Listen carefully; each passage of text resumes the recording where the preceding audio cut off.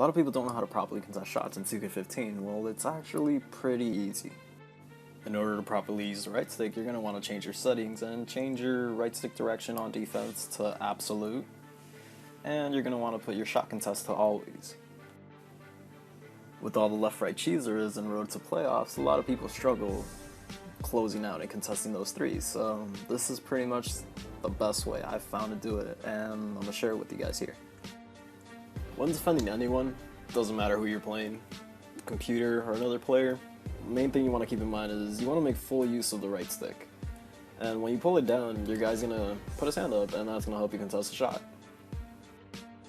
As you can see, Scottie Pippen pulls up for 3, Dr. J contests the shot, and he ends up airballing. It's not always going to be that way though. He will make the shot from time to time, but it's still better than nothing, because if you don't contest, well, he has a much higher chance of making that shot. Next time down the floor, Jordan's going to the rim. I have my defender under the rim, and I just pull the stick up, trigger an animation, and contest the layup, and Jordan ends up missing. Now in an actual game, the guy I'm playing is using Gerald Green. He's coming down the court, he quickly pulls up.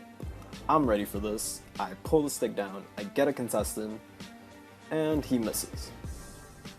Another example, guy has Steph Curry, pulls up to the left real fast, tries to pull up, I get there in time, I contest the shot, pulling down the right stick, and I got a solid contestant. One thing you gotta keep in mind though is you can't just constantly be walking around with the right stick down, because your guy will not move at all, he will move very slowly. So just be sure to anticipate when you expect him to pull up, and then pull the right stick down. And also, just don't generally move. If you stand still, chances are your opponent's going to be going left and right, and he's going to end up in the same exact spot at the end of the day. So if you don't move as much, you have a much better chance of when he actually shoots, you have a much better chance of contesting the shot then and there. Now for this clip right here, this guy's using Jordan, and I'm guarding him with Dr. J. It's the end of the quarter, and he's going left. I can tell he's going to go left-right. And freeze it right there. I'm ready. I'm in the middle. I can go whichever way he goes. I'm symmetrical in the middle of the court, and I'm ready for him to anticipate wherever he's going to go. So he goes right, I follow him.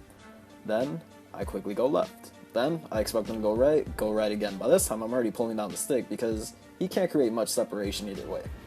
And he ends up airballing the shot because I get a really good contestant. So that's all there is to it. That's all you got to do. Now the guy with Gerald Green again, he tries the same thing, he goes left, he goes really fast, really far right, and he pulls up. I'm ready, I contest, and I jump at him too because I had the chance, and it results in a terrible shot for him. It's really that easy. No matter if they go left, right a billion times, if you limit your movements and stay directly in front of them, and predict where they're gonna go, because it becomes pretty easy to notice where they're actually gonna go with their shot. As long as you stay in the right spot, you don't move too fast, and you don't turbo left to right, you should be able to get back in front of him, pull the stick down, and get a contestant. Who knows, you might even be able to press triangle, hit triangle a couple times, and jump at the guy. That's going to make the contest that much better. But that's all there is to it. You just ideally want to stay in front of the person, and be ready to anticipate their movements and counter them. That's pretty much all there is to it.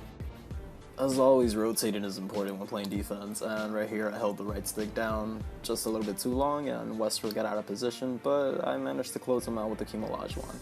Made the extra pass, he got it out to Deron Williams, I rotated Harrington, cut Williams' potential drive to the middle, and forced him baseline. He could have passed it back, but by that time I had already reached in, and well, I stopped the play right then and there.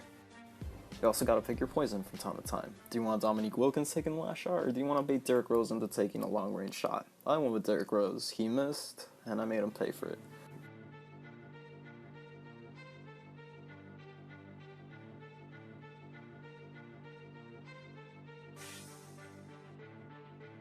Now I'm playing a guy with Deron Williams. I'm trying to stay in front of him, going left, right, predicting, trying to see where he's going to go. I give him a little bit of space, let him get in front of me, but then I'm quickly to recover with the stick down. So if he did pull up, I would have contested the shot, potentially blocked it. Now I run back the other way, and quickly I do get a dunk with the Hakeem Olajuwon due to quick strike offense, getting the ball, moving down the other way, and his defense never fully recovered.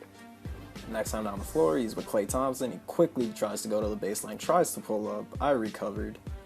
Now it's a matter of rotating because my defense is all over the place. I rotate, I predict the shot, he doesn't shoot it, he drives baseline, I do end up fouling him. He could have passed it out to Melo for 3, but he didn't. I fouled him.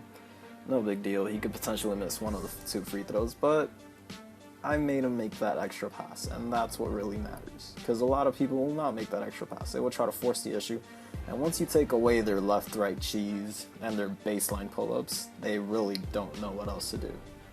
Now, next time down the floor, he has Darren Williams. Again, he's driving. I switch to Hakeem. I'm ready.